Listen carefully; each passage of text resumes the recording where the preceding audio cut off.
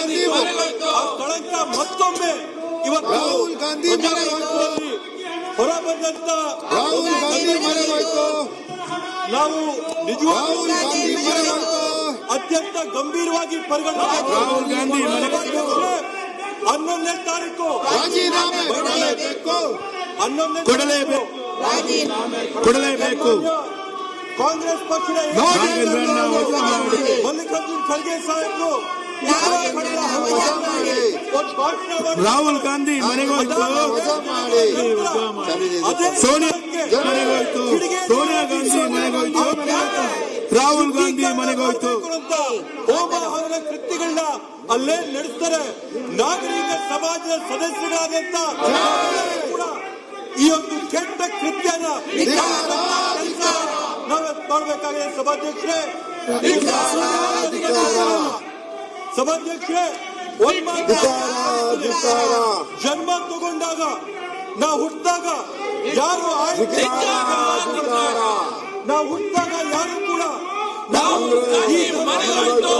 ಈ ಜಾತಿಯಲ್ಲಿ ಈ ನಾವ್ ಯಾವ ಅರ್ಜಿ ಆದ್ರೆ ಈ ದೇಶದ ದುರ್ದೈವ ಏನಂತಂದ್ರೆ ಸಿಕ್ಕಂತ ಸ್ಥಾನ ಮಾನ ಅವಕಾಶ ಇವೆಲ್ಲ ಕೂಡ ಜನ್ಮದಲ್ಲಿ ನಾವು ಯಾವ ಜಾತಿಯಲ್ಲಿ ಹುಡ್ತೀವಿ ಅಂತ ಹೇಳಿದ್ರೆ ಆ ಜನ್ಮ ನಮಗೆ ಸಿಕ್ಕಂತ ಅವಕಾಶ. ಸಭಾಧ್ಯಕ್ಷರೇ ನಮಗೆ ಸಿಕ್ಕಂತ ಅವಕಾಶಗಳು ಈ ಯಾವಾಗ ಆಗುತ್ತೆ ಅಂತ ಹೇಳಿದ್ರೆ ನಮ್ ಜಾತಿ ಇದು ಭಾರತ ದೇಶಕ್ಕೆ ಬಿದ್ದಿರ್ತಕ್ಕಂಥ ಶಾಪ ಅಂತೇಳಿ ನಾನು ಈ ಸಂದರ್ಭದಲ್ಲಿ ಎಲ್ಲೋಯ್ತಣ್ಣ ಎಲ್ಲೋಯ್ತು ಈ ಅಸಮಾನತೆ ಎಲ್ಲೋಯ್ತಣ್ಣ ಎಲ್ಲೋಯ್ತು. ಈ ದೇಶ ಕಂಡಂತ ಮಹಾನ್ ನಾಯಕರು ಬಾಬಾ ಸಾಹೇಬ್ ಅಂಬೇಡ್ಕರ್ ಈ ಅಸಮಾನತೆಯನ್ನು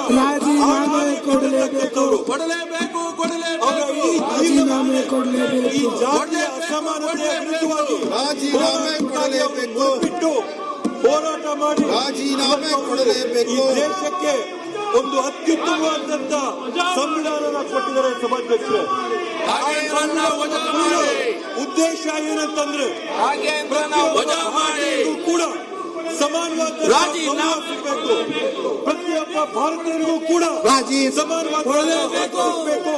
ಪ್ರತಿಯೊಬ್ಬ ಭಾರತೀಯ ಸಮಾನವಾದಂತ ಅವಕಾಶ ಸಿಗಬೇಕು. ಇದು ಅಂಬೇಡ್ಕರ್ ಅವರು ಬರೆದಿರ್ತಕ್ಕಂಥ ಸಂವಿಧಾನ ಮೂಲ ಆಶಯ ಆಗಿರುತ್ತೆ. ಸಭಾಧ್ಯಕ್ಷರೇ ಸಂವಿಧಾನವು ಕೇವಲ ಸಂವಿಧಾನ ಶತಮಾನಗಳ ಅಸಮಾನತೆಯ ಕೊನೆಗಾಣಿಸುವ ಸಾಮಾಜಿಕ ಒಪ್ಪಂದ. ಸಭಾಧ್ಯಕ್ಷರೇ ಈ ಒಂದು ಹಿನ್ನೆಲೆಯಲ್ಲಿ ಏನು 13ನೇ ತಾರೀಕು ನಡೆದಿರ್ತಕ್ಕಂಥ ಘಟನೆ ನಾವೆಲ್ಲರೂ ಕೂಡ ತಲೆ ತಗ್ಸಂಗೆ ಮಾಡಿರ್ತಕ್ಕಂಥ ಒಂದು ಘಟನೆ. ಸಭಾಧ್ಯಕ್ಷರೇ ಹಲವಾರಿಯಾಗಿರ್ತಕ್ಕಂಥದ್ದು ಈ ಒಂದು ಮೌಢ್ಯದ ಆಚರಣೆ ಈ ಪದ್ಧತಿಗಳನ್ನ ನಾವು ಯಾವ ರೀತಿ ಮಾಡಬೇಕಾಗುತ್ತೆ. ಸಭಾಧ್ಯಕ್ಷರೇ ನಾವು ಯಾವ ಕಾಲದಲ್ಲಿ ರಾಜೀನಾಮೆ ಕೊಡಲೇಬೇಕು. ರಾಜೀನಾಮೆ ಕೊಡಲೇಬೇಕು. ರಾಜೀನಾಮೆ ಕೊಡಲೇಬೇಕು. ರಾಹುಲ್ ಗಾಂಧಿ ಮನೆಗೋಯ್ತು. ರಾಹುಲ್ ಗಾಂಧಿ ಮನೆಗೋಯ್ತು. ರಾಹುಲ್ ಗಾಂಧಿ ಮನೆಗೋಯ್ತು. ರಾಹುಲ್ ಗಾಂಧಿ ಮನೆಗೋಯ್ತು. ರಾಹುಲ್ ಗಾಂಧಿ ಮನೆಗೋಯ್ತು. ರಾಹುಲ್ ಗಾಂಧಿ ಮನೆಗೋಯ್ತು. ರಾಹುಲ್ ಗಾಂಧಿ ಮನೆಗೋಯ್ತು. ರಾಜೀನಾಮೆ ಕೊಡಲೇಬೇಕು. ರಾಜೀನಾಮೆ ಕೊಡಲೇಬೇಕು. ಸಭಾಧ್ಯಕ್ಷರೇ ಇವತ್ತು ನಾವು ಏನನ್ನ ನೋಡ್ತಾ ಇದೀವಿ ಅಂತಂದ್ರೆ ಇವತ್ತೇನು ನಾವು 21ನೇ ಶತಮಾನದಲ್ಲಿ ನಾವೇನ್ ನೋಡ್ತಾ ಇದೀವಿ, mobile phone, internet, TV, aeroplane ಇರ್ತಕ್ಕಂಥ ಈ ಒಂದು ಕಾಲಘಟ್ಟದಲ್ಲಿ ವೈಜ್ಞಾನಿಕವಾಗಿ ನಾವೇನು ಮುಂದುವರೆದಿದ್ದೀವಿ, ವೈಜ್ಞಾನಿಕದಲ್ಲಿ ನಾವೇನು ಸಾಧನೆಗಳನ್ನ ಮಾಡ್ತಾ ಇದೀವಿ, ಈ ಒಂದು ಕಾಲಘಟ್ಟದಲ್ಲಿ ಕೂಡ ಮನುಷ್ಯರ ನಡುವೆ ಜಾತಿಯ ಆಧಾರದ ಮೇಲೆ ತಾರತಮ್ಯ ಮಾಡಿ ವ್ಯತ್ಯಾಸ ಮಾಡ್ತಾ ಇರ್ತಕ್ಕಂಥ ಮನುಸ್ಮೃತಿ ಕಾಲದ ಮನಸ್ಥಿತಿ ಇಟ್ಕೊಂಡಿರ್ತಕ್ಕಂಥ ಜನ ನಡೆದಿರ್ತಕ್ಕಂಥ ಈ ಕೃತ್ಯಗಳನ್ನ ನಾವೆಲ್ಲರೂ ಕೂಡ ಖಂಡಿಸಂತ ಕೆಲಸನ ಮಾಡ್ಬೇಕಂತ ನಾನು ತಮ್ಮಲ್ಲಿ ಮನಸ್ಪೂರ್ವಕವಾಗಿ ಮನವಿ ಮಾಡ್ಕೊತೀನಿ ಸಭಾಧ್ಯಕ್ಷರೇ. ಇವತ್ತಿನ ಯಾತ್ರೆ ಆಗಿದೆ ಅಂತಂದ್ರೆ ಸನ್ಮಾನ್ಯ ಮಲ್ಲಿಕಾರ್ಜುನ ಖರ್ಗೆ ಸಾಹೇಬರು ಯಾವುದೋ ಒಂದು ಸಾಮಾನ್ಯ ವ್ಯಕ್ತಿ ಅಲ್ಲ, ಅವರು ಬರೀ ಕಾಂಗ್ರೆಸ್ ಪಕ್ಷದ ಅಧ್ಯಕ್ಷರಲ್ಲ. ಇವತ್ತು ಈ ಕನ್ನಡ ನಾಡಿನ ಮಗ, ಈ ಮಣ್ಣಿನ ಮಗ. ಇವತ್ತು ಅವ್ರಿಗಾಗಿರ್ತಕ್ಕಂಥ ಅಗೌರವ, ಅವ್ರಿಗಾಗಿರ್ತಕ್ಕಂಥ ಅವಮಾನ ನಾವ್ ಯಾರು ಕೂಡ ಸಹಿಸಕ್ ಸಾಧ್ಯ ಇಲ್ಲ ಸಭಾಧ್ಯಕ್ಷರೇ. ಇವತ್ತು ಅವರ ಪರಿಶ್ರಮ ಪ್ರಯತ್ನದಿಂದ ಅವರಿವತ್ತು ಯಾವ ಸ್ಥಾನಕ್ಕೆ ಸೇರಿದಾರೋ ಆ ಸ್ಥಾನಕ್ಕೆ ಸೇರಿದ್ದಾರೆ. ಆದ್ರೂ ಕೂಡ ಇವತ್ತು ಅಂತ ಸ್ಥಾನದಲ್ಲಿರುವಂತ ವ್ಯಕ್ತಿ ಮೇಲೆ ಈ ರೀತಿಯಾದಂತ ಮೌಢ್ಯ, ಈ ರೀತಿಯಾದಂತ ಅಪರಾಧಗಳು ಅವ್ರು ನಿಂತ ಸ್ಥಳದಲ್ಲಿ ಶುದ್ಧೀಕರಣ ಮಾಡಂತ ಮನಸ್ಥಿತಿ ಕೊಟ್ಟಿರ್ತಕ್ಕಂಥ ಜನ ಇದಾರಂತಂದ್ರೆ ನಿಜವಾಗ್ಲೂ ಕೂಡ ನಮ್ಮೆಲ್ಲರಿಗೂ ಕೂಡ ಅವಮಾನ ಆಗಂತ ಒಂದು ಸಂಗತಿ ಅಂತೇಳಿ, ಅತ್ಯಂತ ಕರಾಳವಾದಂತ ಸಂಗತಿ ಅಂತೇಳಿ ಈ ಸಂದರ್ಭದಲ್ಲಿ ನಾನು ಹೇಳಕ್ ಬಯಸ್ತೇನೆ ಸಭಾಧ್ಯಕ್ಷರೇ. ಸನ್ಮಾನ್ಯ ಸಭಾಧ್ಯಕ್ಷರೇ, ಈ ರೀತಿಯಾದಂತ ಘಟನೆಗಳು ಕಳೆದ 12 ವರ್ಷದಲ್ಲಿ ಒಂದೆರಡಲ್ಲ ಆಗಿರ್ತಕ್ಕಂಥದ್ದು. ದೊಡ್ಡ ದೊಡ್ಡ ನಾಯಕರುಗಳಿಗೆ, ಮುಖಂಡರುಗಳಿಗೆ ನಾನಾ ರೀತಿಗಳಾದಂತ ಅವಮಾನಗಳಾಗಿದೆ. ಲೋಕಸಭೆಯ ಉದ್ಘಾಟನೆ ಆಗುತ್ತೆ, ನೂತನವಾದಂತ ಲೋಕಸಭೆಯ ಕಟ್ಟಡ. ಆ ಸಂದರ್ಭದಲ್ಲಿ ಈ ರಾಷ್ಟ್ರದ ಪ್ರಥಮ ಪ್ರಜೆ ರಾಷ್ಟ್ರಪತಿಗಳಾದಂತ ದ್ರೌಪದಿ ಮುರ್ಮು ಅವ್ರಿಗೆ ಒಂದು ಬದಿಗಿಟ್ಟು ಇವತ್ತು ಉದ್ಘಾಟನೆ ಆಗುತ್ತೆ. ಈ ರೀತಿಯಾದಂತ ಅಗೌರವ ಇವತ್ತು ದಲಿತರ ಮೇಲೆ ದೊಡ್ಡ ದೊಡ್ಡ ಸ್ಥಾನಗಳಲ್ಲಿ, ಉನ್ನತ ಸ್ಥಾನಗಳಲ್ಲಿರ್ತಕ್ಕಂಥ ದಲಿತರ ಮೇಲೆ ಈ ರೀತಿಯಾದಂತ ಅವಮಾನಗಳು ನಡ್ಕೊಂತ ಬರ್ತಾ ಇದೆ ಸಭಾಧ್ಯಕ್ಷರೇ.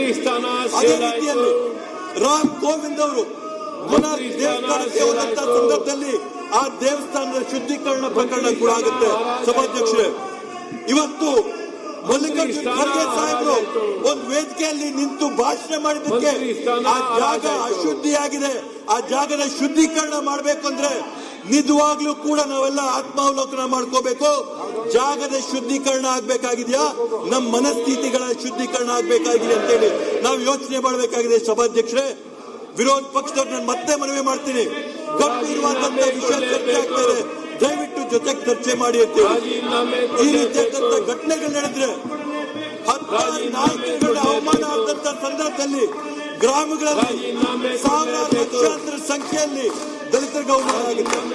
ರಿಪೋರ್ಟ್ ಆಗಿರ್ತಕ್ಕಂಥದ್ದು ಸಾವಿರಾರು ಸಂಖ್ಯೆ, ಅನ್ರಿಪೋರ್ಟೆಡ್ ಸಂಖ್ಯೆ ಇರ್ಬೋದು ಸಭಾಧ್ಯಕ್ಷರೇ. ಇವತ್ತು ರಾಜ್ಯದ ದೊಡ್ಡ ನಾಯಕರು, ಎಐಸಿಸಿ ಅಧ್ಯಕ್ಷರು ಇವತ್ತೊಂದು ಜಾಗಕ್ಕೆ ಹೋಗುತ್ತೆ, ಅವ್ರ ಸ್ಪರ್ಶದಿಂದ ಆ ಜಾಗ ಅಶುದ್ಧಿ ಆಗುತ್ತೆ ಅಂತಂದ್ರೆ ಯೋಚನೆ ಮಾಡಿ. ಊರಲ್ಲಿರ್ತಕ್ಕಂಥ ಬಡ ಕುಟುಂಬದವರು, ದಲಿತರು, ರೈತರು, ಕಾರ್ಮಿಕರು ಅವ್ರು ಯಾವ ರೀತಿಯಾಗಿ ಬರ್ತಕ್ಕ ಸಾಧ್ಯ ಗ್ರಾಮಗಳಲ್ಲಿ? ನೀವು ಈ ರೀತಿಯಾಗಿ ದೊಡ್ಡವ್ರಿಗಾದಂತ ಅಗೌರವನ ಸಹಿಸಿಕೊಂಡಿದ್ರೆ ಬಿಜೆಪಿಯವ್ರ ತರ ಸಾಮಾನ್ಯವಾದಂತ ಸ್ಟೇಟ್ಮೆಂಟ್ ಕೊಟ್ಟು distance our self from this ಅಂತಂದ್ರೆ ಇದು ಸಾಲದು ಸಭಾಧ್ಯಕ್ಷರೇ. ಇದರ ವಿರುದ್ಧವಾಗಿ ತೀವ್ರವಾದಂತ ಕ್ರಮ, ಕಠಿಣವಾದಂತ ಕ್ರಮ ಆಗ್ಬೇಕಾಗಿದೆ ಸಭಾಧ್ಯಕ್ಷರೇ. ನನಗೆ ಯಾರೋ ಒಬ್ರು ಒಂದು ಕತೆ ಹೇಳಿದ್ರು, ಯುಪಿ ಬಿಹಾರದಲ್ಲಿ ನಡೆಯುವಂತ ಘಟನೆಗಳ ಬಗ್ಗೆ ನನಗೆ ವಿವರ ಹೇಳಿದ್ರು.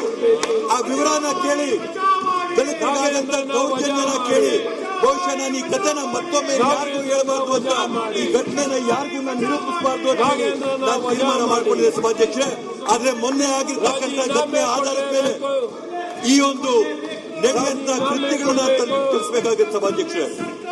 ಬಿಹಾರದಲ್ಲಿ, ಯುಪಿಯಲ್ಲಿ ಬಹುತೇಕ ದಲಿತ ಕುಟುಂಬಗಳಿರ್ತಕ್ಕಂಥ ಗ್ರಾಮಗಳಲ್ಲಿ ಏನಾದ್ರೂ ವಯಸ್ಸಿಗೆ ಬಂದಂತ ಹೆಣ್ಮಗು ಆಗಿರ್ಬೋದು, ಅಪ್ರಾಪ್ತ ಹೆಣ್ಮಗು ಆಗಿರ್ಬೋದು, ಮನೆಯಿಂದ ಕಾಣಿಯಾದ್ರೆ ಒಂದೇ ದಿನ ಅವ್ರ ತಂದೆ ತಾಯಿಗಳು ಪೊಲೀಸ್ ಸ್ಟೇಷನ್ ಕಂಪ್ಲೇಂಟ್ ಕೊಡಕ್ ಹೋಗಲ್ವಂತೆ. 3ನೇ ದಿನ ಏನಾದ್ರೂ ಹೆಣ್ಮಗು ವಾಪಸ್ ಬಂದಿಲ್ಲ ಅಂತಂದ್ರೆ 3ನೇ ದಿನ ತಂದೆ ತಾಯಿಗಳು ಕಂಪ್ಲೇಂಟ್ ಕೊಡಕ್ ಪೊಲೀಸ್ ಸ್ಟೇಷನ್ ಹೋಗ್ತಾರೆ.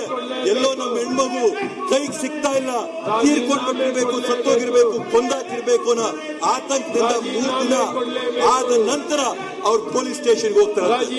ನಾನು ಆ ತಂದೆ ತಾಯಿಗಳು ಕೇಳಿದೆ, ಮೊದಲನೇ ದಿನ 2ನೇ ದಿನ ನೀವು ಯಾಕೆ ಪೊಲೀಸ್ ಸ್ಟೇಷನ್ಗೆ ಹೋಗಲ್ಲ ಅಂತೇಳಿ. ಅವ್ರು ಕೊಟ್ಟಂತ ಉತ್ತರ ಏನಂತಂದ್ರೆ, ಸ್ವಾಮಿ ನಮ್ಗೆ ಸರ್ವೇ ಸಾಮಾನ್ಯ ಆಗೋಗಿದೆ, ಈ ದೌರ್ಜನ್ಯ, ದಬ್ಬಾಳಿಕೆ, ಬಲಾತ್ಕಾರ ನಮಗ್ ಸರ್ವೇ ಸಾಮಾನ್ಯ ಆಗೋಗಿದೆ. 2 ದಿನ ಆದ ನಂತರ ಜೀವಂತವಾಗಿ ನಮ್ಮ ಮಕ್ಕಳು ನಮ್ಗೆ ವಾಪಸ್ ಬಂದ್ರೆ ಸಾಕು, ಏನಾದ್ರೂ ಆಗಿರ್ಲಿ ಬದುಕ್ ಬಂದ್ರೆ ಸಾಕು ಅನ್ನೋ ಒಂದು ಹಂಗಿಂದ 2 ದಿನ ನಾವು ಪೊಲೀಸ್ ಸ್ಟೇಷನ್ಗೆ ಹೋಗಲ್ಲ, 3ನೇ ದಿನ ಅವ್ರು ಬದುಕಿದಾರ ಇಲ್ಲ ಅನ್ನೋ ಒಂದು ಹಿಂದಿನಿಂದ ಕಾಳಜಿಯಿಂದ ನಾವು ಸ್ಟೇಷನ್ಗೆ ಹೋಗಲ್ಲ ಅಂತೇಳಿ ಈ ರೀತಿಯಾದಂತ ವಾತಾವರಣ, ಈ ರೀತಿಯಾದಂತ ಪರಿಸ್ಥಿತಿಯಲ್ಲಿ ನಾವು ಬದುಕ್ತಾ ಇರ್ಬೇಕಾದ್ರೆ ಸಭಾಧ್ಯಕ್ಷರೇ, ರಾಷ್ಟ್ರ ಮಟ್ಟದ ನಾಯಕರ ಮೇಲೆ ಈ ರೀತಿಯಾದಂತ ಅಗೌರವಗಳಾದಾಗ ಈ ಕೃತ್ಯಗಳನ್ನ ಮಾಡಂತವರ ರೆಕ್ಕೆಗಳಿಗೆ ನೀರಾಕ್ತಂಗಾಗಲ್ವಾ, ಅವ್ರಿಗಿನ್ನ ಧೈರ್ಯ ಕೊಟ್ಟಂಗಾಗಲ್ವಾ, ಮುನ್ನುಗ್ರಿ ಅಂತ ಹೇಳ್ದಂಗಾಗಲ್ವಾ? ಸಭಾಧ್ಯಕ್ಷರೇ, ಯಾವತ್ತೂ ಈ ಮನಸ್ಥಿತಿಗಳಿಗೆ ನಾವು ಕಡಿವಾಣ ಹಾಕ್ತೀವಿ. ಹಲ್ದ್ವಾನಿಯಲ್ಲಿ ನಡೆದಿರ್ತಕ್ಕಂಥ ಘಟನೆ ಮನಸ್ಥಿತಿಗಳನ್ನು ಪ್ರತಿಬಿಂಬಿಸ್ತದೆ ಸಭಾಧ್ಯಕ್ಷರೇ. ಆ ಮನಸ್ಥಿತಿಗಳನ್ನ ಬದಲಾವಣೆ ಮಾಡುವಂತ ಕೆಲಸನ ನಾವು ಮಾಡಬೇಕಾಗಿರಲೇಬೇಕು. ಸಭಾಧ್ಯಕ್ಷರೇ, ಕರ್ನಾಟಕ ರಾಜ್ಯದಲ್ಲಿ ನಿಜವಾಗ್ಲೂ ಕೂಡ ನಮ್ಗೆ ಹೆಮ್ಮೆ ಇದೆ. ಪಂಪರ ನಾಡು ಕರ್ನಾಟಕ, ಬಸವಣ್ಣರ ನಾಡು ಕರ್ನಾಟಕ, ನಮ್ಮ ಕನಕದಾಸರ ನಾಡು ಕರ್ನಾಟಕ, ಸರ್ವಜ್ಞರ ನಾಡು ಕರ್ನಾಟಕ.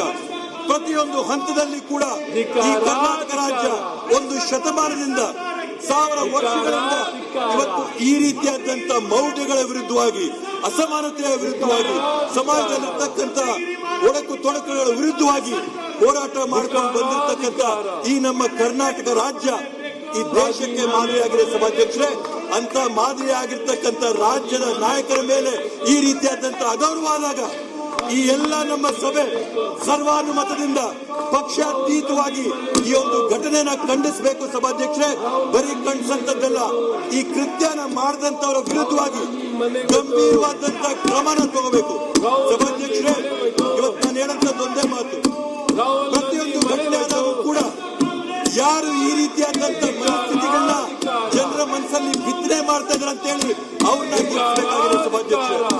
ಬೇರೆ ಬೇರೆ ಘಟನೆಗಳಾಗುತ್ತೆ, ಪೊಲೀಸ್ ಇನ್ಸಿಡೆಂಟ್ಗಳಾಗುತ್ತೆ, ಗಂಭೀರವಾದಂತ ಘಟನೆಗಳಾದಾಗ A1, A2, A3 ಆ A1, A2, A3 ಪ್ರತಿಯೊಂದು ಘಟನೆಯಲ್ಲಿ ಕೂಡ ಬದಲಾಗ್ತಾರೆ. ಆದ್ರೆ ಅದೇ ನೀವು A6, A7, A8 ನೋಡ್ರಿ, ಅವರೇ ಹಿಂದೆ ನಿಂತು ಸಮಾಜದಲ್ಲಿ ಕಿಡಿನ ಹಚ್ಚಿ, ಬೆಂಕಿನ ಹಚ್ಚಿ ಸಮಾಜನ ಉಳಿಸಂತ ಪ್ರಯತ್ನ ಏನ್ ಮಾಡ್ತಾರೆ, ಆ ಮನಸ್ಥಿತಿಗಿರ್ತಕ್ಕಂಥ ಜನರನ್ನ ಗುರುತಿಸಿ ಅವ್ರಿಗೆ ಶಿಕ್ಷೆ ಆಗಂತ ಕೆಲಸ ಆಗ್ಬೇಕು ಸಭಾಧ್ಯಕ್ಷರೇ. ಬರೀ ಬಾಯಿ ಮಾತಲ್ಲಿ ಹೇಳಿದ್ರೆ ಸಾಲದು ಸಭಾಧ್ಯಕ್ಷರೇ. ಈ ಘಟನೆ ಆದಂತ ಸಂದರ್ಭದಲ್ಲಿ ನಾವು ನೋಡಿದೀವಿ, ಮೇಲ್ಮನೆಯ ವಿರೋಧ ಪಕ್ಷದ ನಾಯಕರು ಯಾರು ಅಂತಂದ್ರೆ ಶಾಡೋ ಪ್ರೈಮ್ ಮಿನಿಸ್ಟರ್ ಅಂತ ಹೇಳ್ತಾರೆ. ಶಾಡೋ ಪ್ರೈಮ್ ಮಿನಿಸ್ಟರ್ ಅಂದ್ರೆ ಅವ್ರಿಗೆ ಪ್ರಧಾನಮಂತ್ರಿಗಳು ಇರ್ತಕ್ಕಂಥ ಎಲ್ಲ ಹಕ್ಕುಗಳು, ಅವಕಾಶಗಳು, ಗೌರವಗಳು ಇರಬೇಕು ಸಭಾಧ್ಯಕ್ಷರೇ. ಆದ್ರೆ ಇವತ್ತು ನಾವು ನೋಡಿದಾಗ ಯಾವ ರೀತಿಯಾಗಿ ಇವತ್ತು ಪ್ರಧಾನಮಂತ್ರಿಗಳು ಯಾವ್ದಾದ್ರ ಬಗ್ಗೆ ಟ್ವೀಟ್ ಮಾಡ್ತಾರೆ, ಏನೇನೋ ವಿಷಯಗಳ ಬಗ್ಗೆ ಇನ್ಸ್ಟಾಗ್ರಾಮ್ ರೀಲ್ಗಳು ಮಾಡ್ತಾರೆ. ಸಿನಿಮಾ ತಾರೆಗಳ ಮದುವೆ ಆದಂತ ಸಂದರ್ಭಗಳಲ್ಲಿ ಅವ್ರಿಗೆಲ್ಲರಿಗೂ ಕೂಡ ಕಂಗ್ರಾಚುಲೇಟ್ ಮಾಡ್ತಾರೆ ಸಭಾಧ್ಯಕ್ಷರೇ. ಇದೆಲ್ಲ ನಡೆದಾಗೂ ಕೂಡ ಇವತ್ತು ಅವ್ರಿಗೆ ಫೋನ್ ಮಾಡಿ ಹೊರಗಡೆ ಬಂದು ಮಲ್ಲಿಕಾರ್ಜುನ ಖರ್ಗೆ ಸಾಹೇಬರ ಪರವಾಗಿ ನಿಂತು ಸಮಾಜದಲ್ಲಿ ಆಡ್ತಾ ಇರ್ತಕ್ಕಂಥ ಈ ಮೌಢ್ಯದ ವಿರುದ್ಧವಾಗಿ, ಈ ಅಸಮಾನತೆಯ ವಿರುದ್ಧವಾಗಿ, ಈ ತಾರತಮ್ಯಗಳ ವಿರುದ್ಧವಾಗಿ ಒಂದ್ ಮಾತು ಕೂಡ ಆಡಲ್ಲ ಅಂತಂದ್ರೆ ಪ್ರಧಾನಮಂತ್ರಿಗಳ ಮನಸ್ಥಿತಿನ ನಾವು ತಿಳ್ಕೋಬಹುದು ಸಭಾಧ್ಯಕ್ಷರೇ. ಹೇಳಕ್ಕೋಸ್ಕರ ನಾವು ಸಬ್ಕಾ ಸಾಥ್ ಸಬ್ಕಾ ವಿಕಾಸ್, ಇಲ್ಲಿ ಎಲ್ಲರನ್ನೂ ಕೂಡ ಹಿಂದೆ ಬಿಟ್ಟು ಯಾರ ಹತ್ರ ಕಾಸಿದೆಯೋ ಅವರೊಬ್ಬರ ವಿಕಾಸ ಆಗ್ತದೆ ಬಿಟ್ಟರೆ ಈ ದೇಶದಲ್ಲಿ ದಲಿತರ, ಬಡವರ ವಿಕಾಸಕ್ಕೆ ಯಾರು ಕೂಡ ನಿಂತಿಲ್ಲ ಈ ಸಂದರ್ಭದಲ್ಲಿ ಅಂತ ನಾನು ಹೇಳಕ್ಕೆ ಬಯಸ್ತೀನಿ ಸಭಾಧ್ಯಕ್ಷರೇ. ಆದ್ರಿಂದ ತಮ್ಮಲ್ಲಿ ನಾನು ಆಗ್ರಹ ಮಾಡೋದು, ತಮ್ಮಲ್ಲಿ ನಾವು ಮನವಿ ಮಾಡೋದು, ಈ ಕರ್ನಾಟಕ ರಾಜ್ಯದ ವಿಧಾನಸಭೆಯಿಂದ ನಾವೆಲ್ಲರೂ ಕೂಡ ಒಂದು ರೆಸಲ್ಯೂಷನ್ ಪಾಸ್ ಮಾಡಿ ದೆಹಲಿಗೆ ಅದನ್ನ ಕಳಿಸಬೇಕಾಗಿದೆ. ಕರ್ನಾಟಕ ರಾಜ್ಯ ಒಂದು ಮಾದರಿ ರಾಜ್ಯ, ದಲಿತರ ಪರ ಇರ್ತಕ್ಕಂಥ ರಾಜ್ಯ, ತಾರತಮ್ಯದ ವಿರುದ್ಧ ಹೋರಾಡುವಂತ ರಾಜ್ಯ, ಮನುಸ್ಮೃತಿನ ವಿರೋಧ ಮಾಡಿದಂತ ಒಂದು ರಾಜ್ಯ ಅಂತೇಳಿ ನಾವು ಒಂದು ಸಂದೇಶನ ಸ್ಪಷ್ಟವಾಗಿ ಕಳಿಸಬೇಕು ಅಂತ ತಮ್ಮಲ್ಲಿ ಮನವಿ ಮಾಡ್ತಾ ಇದ್ದೀನಿ ಸಭಾಧ್ಯಕ್ಷರೇ. ಶ್ರೀನಿವಾಸ್.